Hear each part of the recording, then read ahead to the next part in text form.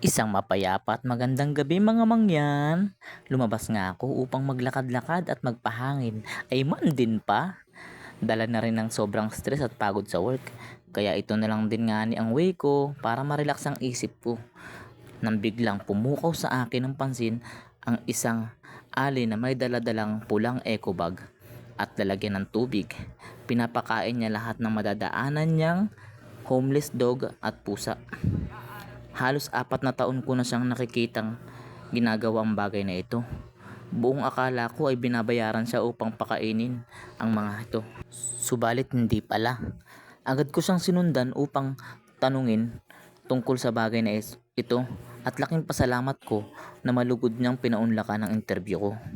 Siya si Aling Boneng, 63 taong gulang na. May asawa, subalit walang anak. Sa kung anuman dahilan ay di ko na tinanong. Ang tanging tinuturing na lang daw niyang anak ay ang mga aso't pusa. Dahil masaya daw siya sa gawaing ito. At walang katumbas ang pagmamahal sa mga aso't pusang walang tirahan at walang amo. Sinundan ko siya at pumayag naman siya. Subalit nakiusap siya na wag ko nang i-focus sa kanyang muka ang video sapagkat nahiya daw siya sa aming paglalakad. Ay natunghayan ko kung gaano kalayo at kapagod ang ginagawa niyang ito sa araw-araw.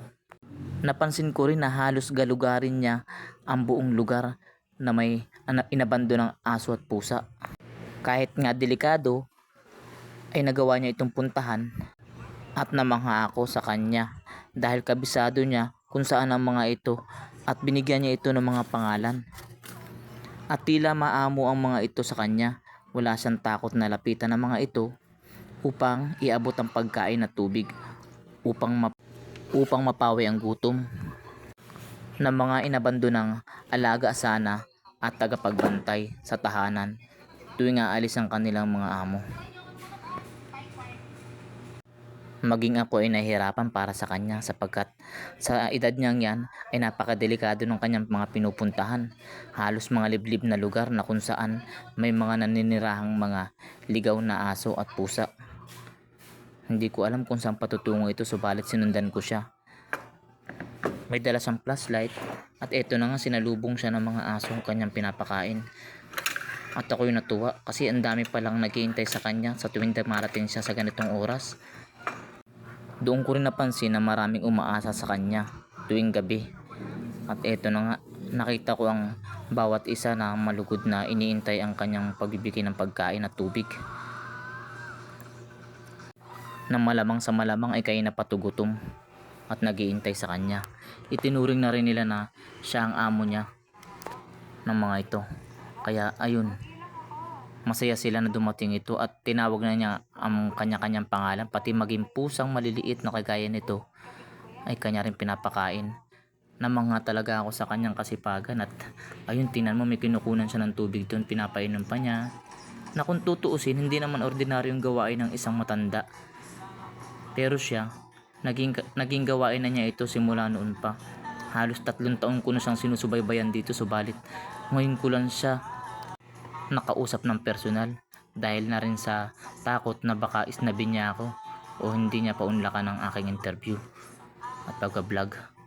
Ayun guys, tingnan nyo guys, napakaraming asong lumalapit sa kanya at naawa ako sa kanya kasi naiiyak daw siya pag nagkakasakit ang mga ito, kagaya ng isang asong to. Halos tila na gutom na at mukhang may sakit, tumutulo ang laway. At tila kanina pa hindi kumakain. Sobrang payat. Hindi niya malaman kung paano niya to gagamutin. Samantalang wala siyang dalang gamot. At pagkain at tubig lamang kanyang tanging. Sa isang banda ay nagpatuloy pa rin ang kanyang pagkapakain. Maging sa iba pang hayop na nasa liblib na lugar kagaya nito. Kung tutuusin liblib na dito kasi hindi na naaabot ng kahit sino man. Subalit siya, alam na alam niyang may mga alagang hayop na tila naghihintay pa rin sa pagdating ng mga mabubuting tao kagaya niya. Wala kaming ginawa ng mga oras na iyon kundi maghanap pa ng iba't ibang aso at pusa na pwedeng pakainin.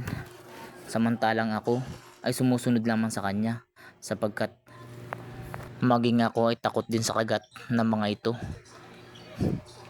Halos nagpatuloy kami sa isa pang madilim na lugar. Sumasama ako sa kanya kahit walang katiyakang ligtas dito sa lugar na to, subalit pinusinamahan ko pa rin siya.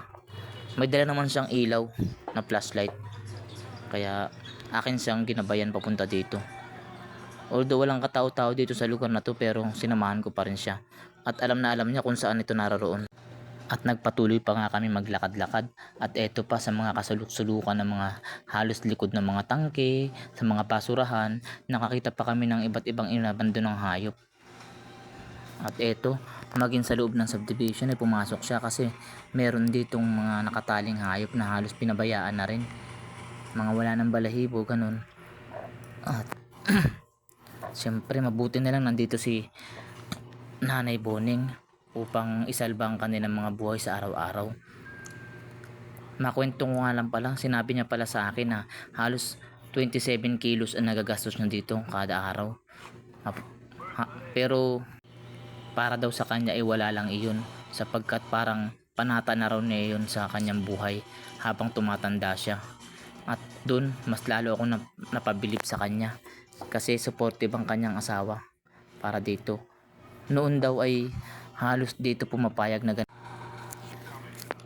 Masasabi kong napakapalad ng mga hayop dito, ng mga aso't pusa na naghahanap ng kalinga. Subalit may isang estranghero na dumating mula sa Cebu at ngayon napadpad dito sa Kamaynilaan upang maghatid sa kanila ng mga pagkain na pantawid gutom sa araw-araw.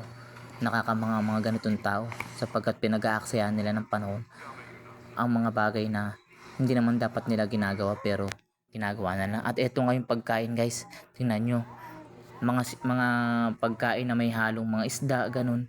Bumibili rin daw siya ng mga kilo-kilong isda upang ipakain dito.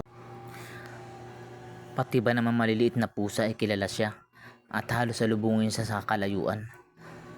Ayan, guys, para na rin siyang isang anghel na ibinaba sa langit upang magligtas ng mga nilalang na kagaya nito. Nakakamanghang bagay. At sa aming ang paglalakad at patuloy na paglalakad ay halos di ko na mabilang kung ilan na ba ang napakain namin. Pero isa lang ang natitiyak ko, marami ang natutulungan at napapasayang aso at pusa ng aling ito. Nakakataba naman ang puso na may mabubuting tao na tumutulong ng palihim at patuloy na ginagawa ang mga kaloob ng Diyos. Mga bagay na ito, nakagaya nito. Kaya nagpapasalamat ako sa aling ito na napakasipag, sa sipag at pagkatyaga niyang pagpapakain dito kahit hindi naman dapat. Tingnan nyo, naaliw sa kanya mga hayop. Halos kilala na siya na ito, mga to. Pati ang mga taong nakapaligid dito ay natutuwa sa kanya. Siya lang daw ang bukod tayong gumagawa nito kada araw. Naging panata na daw niya ito ayon sa mga residente dito. Nakakataba talaga ng puso ang mga bagay na ibinigay sa atin ng Diyos. Halos di ko na mabilang kung ilan na ang mga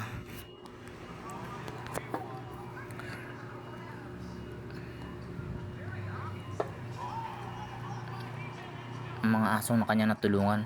Subalit nagpapasalamat ako sa kanya kasi patuloy pa rin siya. At ayan na nga, guys, napakahusay ng pagbibigay sa kanya ng talentong ganito na tulungan ang mga nangangailangan kagaya nito. Minsan mapapatanong ko na lang kung bakit kailangan niyang gawin ang bagay na iyon, gayong hindi naman niya kilala at alaga ang mga aso't pusa na yun.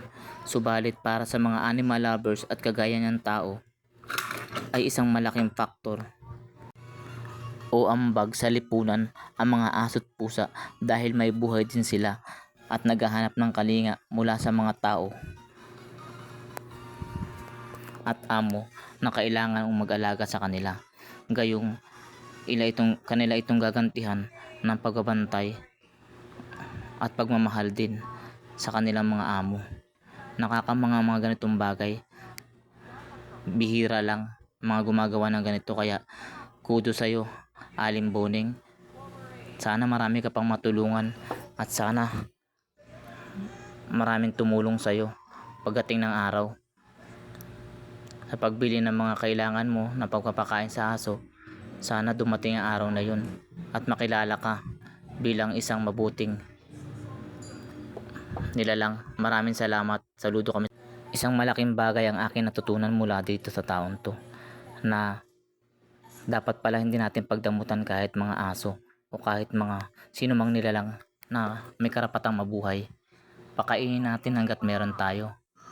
Alagaan natin kung kaya natin, o ibigay natin sa kanilang pagmamahal na hindi naibigay ng mga dating kumukup sa kanila at pinabayaan sila.